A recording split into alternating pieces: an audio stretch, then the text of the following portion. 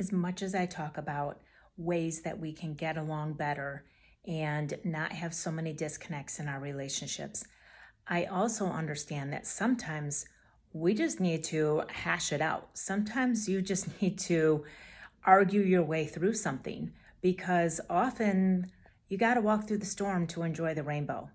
But for people who want to avoid conflict at all costs, this is like incredibly uncomfortable.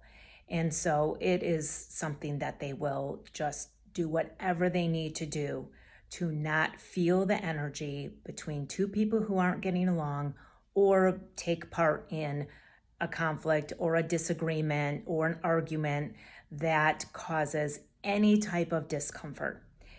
And that can be helpful because, on one hand, we all need the peacekeepers in our life. We need the people who know how to mediate and help people through and see things from both sides and understand how to get to the other side of things.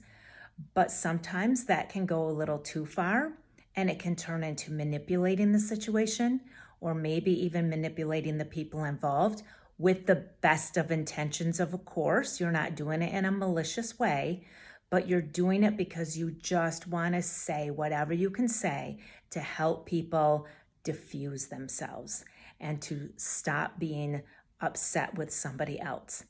So you can gloss things over, and this can run into all kinds of trouble where you can get walked over yourself and then you get resentful, and then guess what happens? Mama Bear's been poked. And then look out, because these people, when you cross them and you're not playing along in terms of avoiding a conflict, they can be the strong ones then, and then sometimes even inadvertently be the ones to cause more conflict because they're trying so hard to avoid the conflict. You follow that? I'm sure we all know people that this happens to in life. Maybe you're even one of them yourselves.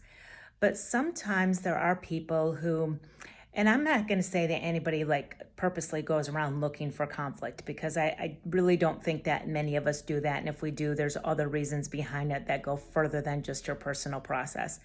But sometimes we just understand that, yes, different is okay. Disconnects are going to happen, but what can we learn from them moving forward? We don't all have to agree or be on the same page to have a good relationship.